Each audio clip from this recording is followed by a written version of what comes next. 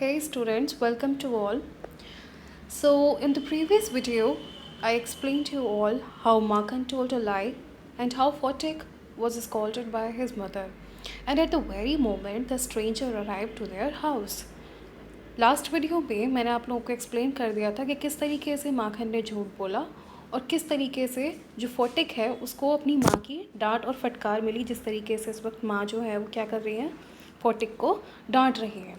और किस तरीके से उसी समय पर स्ट्रेंजर अराइव्ड हुआ उनके घर पे, यानी आया। अब उसके बाद की कहानी पढ़ते हैं। But when his mother stepped back and looked at the stranger, her anger was changed to surprise. But when has mother stepped back, जिस तरीके से फोटिक ने अपनी माँ को थोड़ा सा झड़क दिया था, थोड़ा अलग हटा दिया था, तो उसी तरीके से उसके बाद जैसे ही माँ ने पीछे मुड़ के देखा और उस टाइप पे जब स्ट्रेंजर आया वहाँ से कि क्या हो गया, क्या मैटर है, क्योंकि भाई लड़ाई हो रही होती है तो एकदम से कोई आता है तो इसका मतलब वो शांत कराते हुए आता है। तो ऐसे ही जो स्ट्रेंजर था उसने पूछा अरे क्या हो गया ऐसे करके, तो फोटिक को भी अजीब सा लगा, अशेम्ड फील हुआ और उसके बाद माँ ने पीछे बैक हुई, स्टेप्ड बैक हुई, यानी पीछे कदम रखे and looked at the stranger, और स्ट्रेंजर की तरफ देखा। हर anger was change to surprise, उसका जो एंगर था, गुस्सा था, वो किस में चेंज हो गया, सरप्राइज में चेंज हो गया। For she recognised her brother and cried, why dada, where have you come from, आप कहाँ से आए। तो जो उसकी माँ है उसने क्या कर लिया था, रिकॉग्नाइज्ड। रिकॉग्नाइज्ड का मतलब होता है पहचान जाना, ठीक है। हर ब्रदर, अपने भाई को पहचान लिया। इट मीन्स कि जो वो स्ट्रेंजर था वो कौन था, वो उसका भाई था, यानी कि फोटिक का कौन लगा, वो मामा, मैटरनल अंकल। एंड क्राइड, और एकदम से बोलती है सरप्राइज ओके, वाई दादा, आप यहाँ कैसे, where have you come from, आप कहाँ से आए हैं। As she said these words she bowed to the ground and touched his feet. जैसे ही उसने ये सारे शब्द कहे कि आप कहाँ से आए हैं दादा, आप कैसे यहाँ पे, तो शी बाउड। तो students we will understand one thing here, ये जो वर्ड है, एक होता है इसका जो एक्चुअल वर्ड है वो है बो, ठीक है। जो हमारे पास जो कमान होता है ना, तीर कमान जिसको बोलते हैं, उसको वो बोलते हैं बो। लेकिन ये वर्ड जो है जब यहाँ पे वर्ब की तरह से यूज़ हुआ है तो यहाँ पे हम इसको क्या पढ़ेंगे, बाउट। इसको पढ़ने का तरीका हो गया बाउट, ठीक है। तो ये यहाँ पे वर्ब है तो हमने इसको इस तरीके से पढ़ा, she bowed to the ground and touched his feet, अपने उसके जो भाई है उसके फीट को टच किया। हर जगह का रिचुअल अलग होता है, हमारे यहाँ बहनें नहीं टच करती हैं, लेकिन बंगाली साइड में, बंगाल की साइड में ऐसा चलता होगा, कैलकटा में, यानी जो बंगालीज़ होते हैं वो अपने भाई के, बड़े भाई के पैर को टच करते हैं, होता होगा हर जगह। तो उसने पैर टच किए। Her brother had gone away soon after she had married and he had started business in Bombay.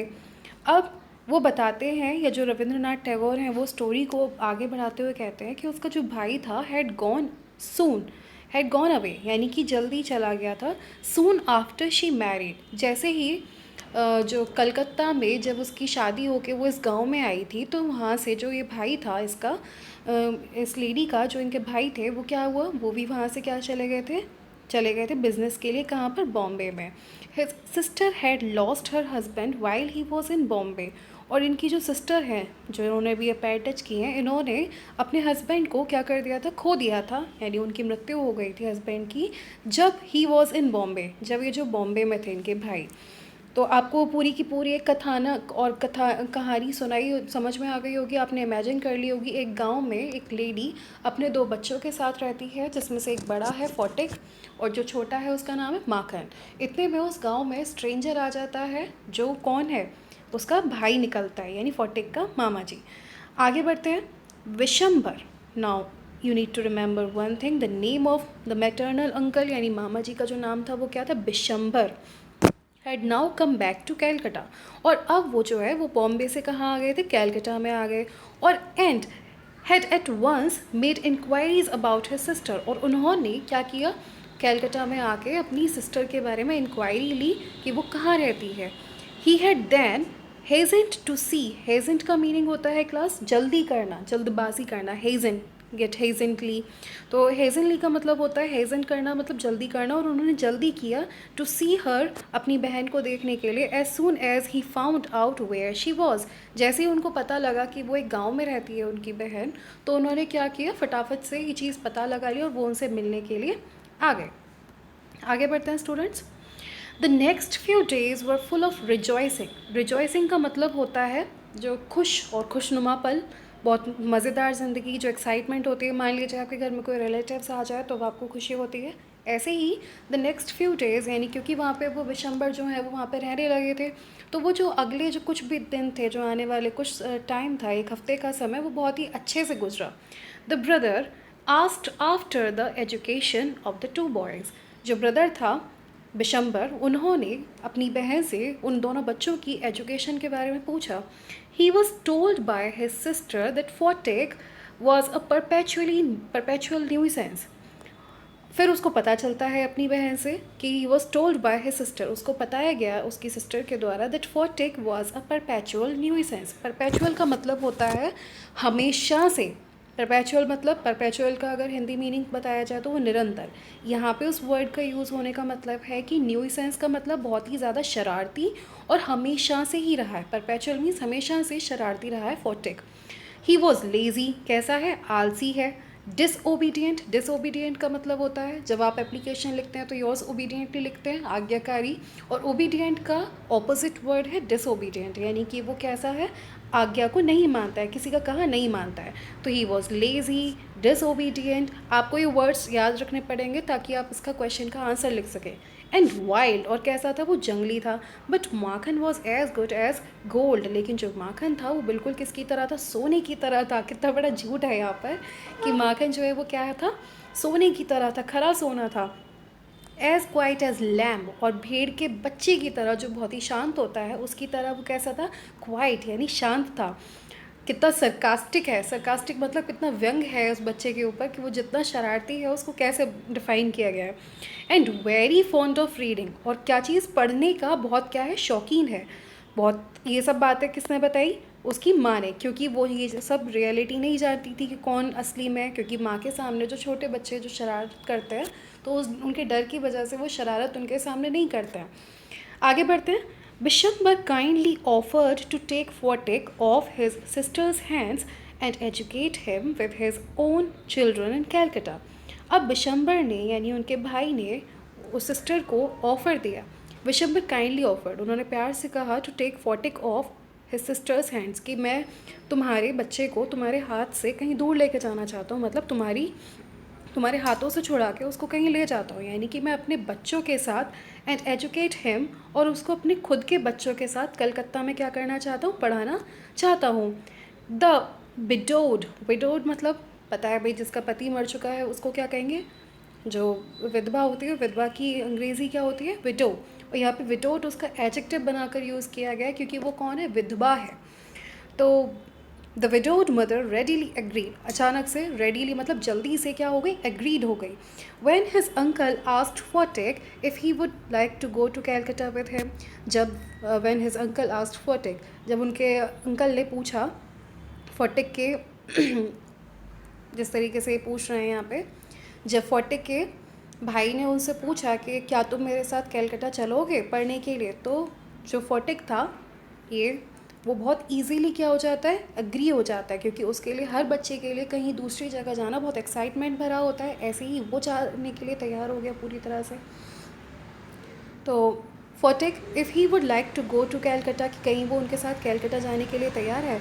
His joy knew no bounds, उसके जो जॉय है, जॉय का मतलब यहाँ पे खुशी, न्यू यानी नो बाउंड्स, उसकी खुशी का कोई भी बाउंड्स यानी ठिकाना नहीं रहा।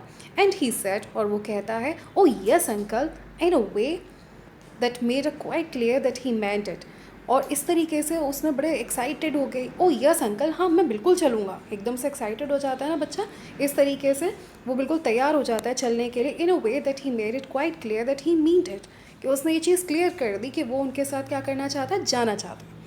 आगे देखते हैं जिस तरीके से वो समझाते हैं उसको, बिशंबर बच्चे को, फोर्टेक को।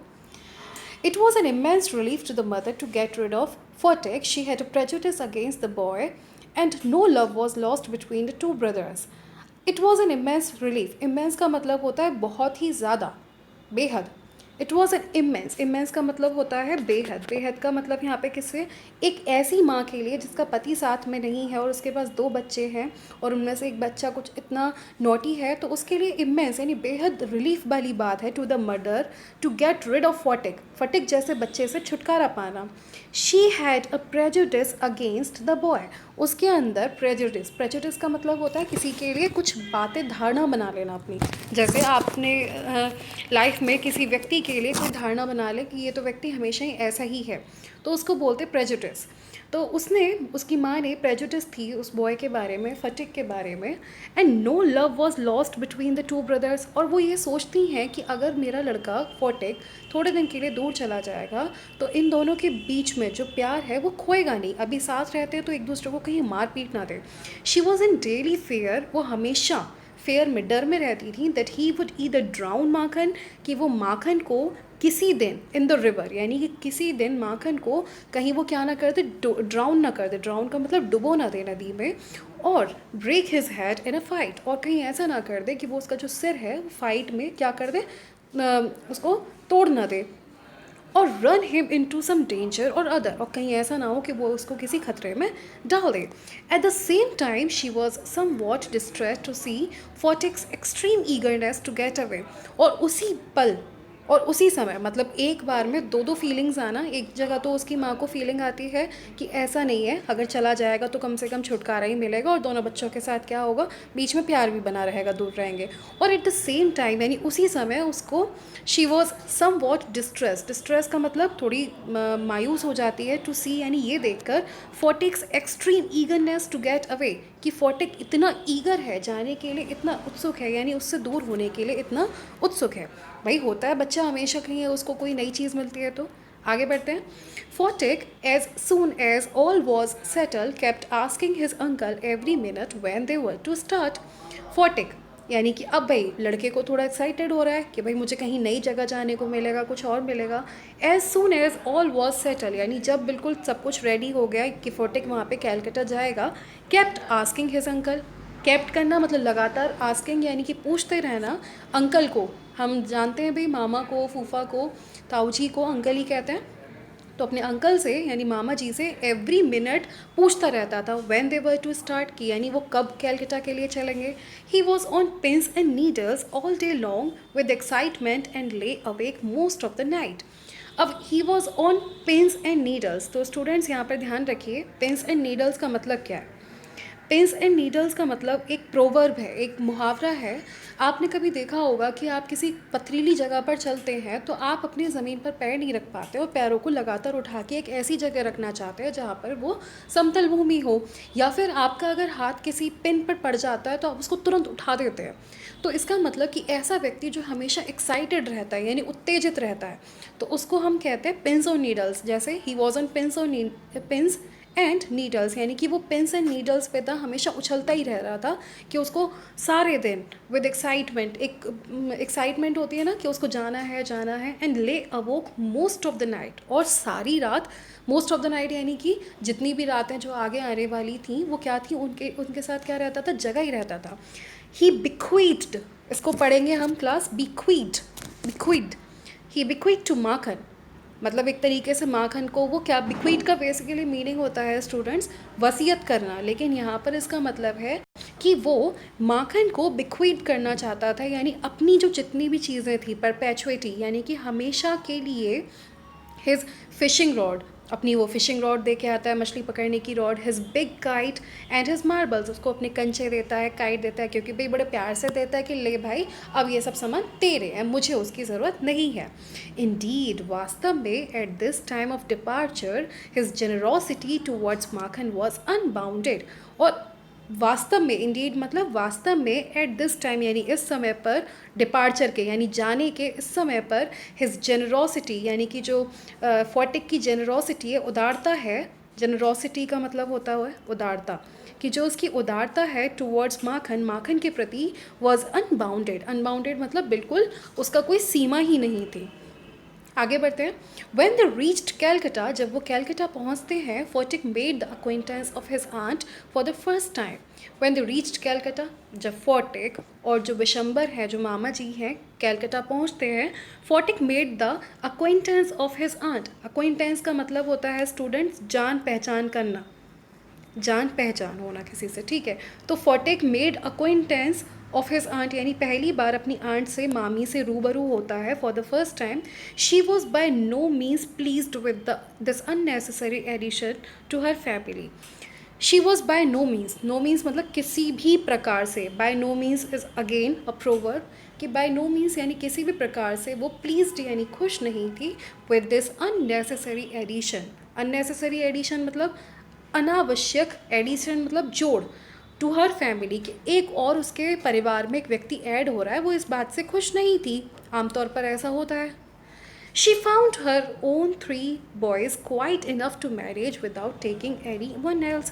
कि उसको she found her own 3 boys, यानी उसके जो अपने ही 3 बच्चे हैं, quite enough, वैसे यहाँ 3 नहीं है, उसके 2 ही बच्चे थे, कि वो खुद के 2 बच्चों को संभालना उसके लिए without taking anyone else, यानी किसी और के साथ के बिना अकेले वो संभालती है, तो उसके लिए वही एक बहुत डिफ़िकल्ट टास्क है।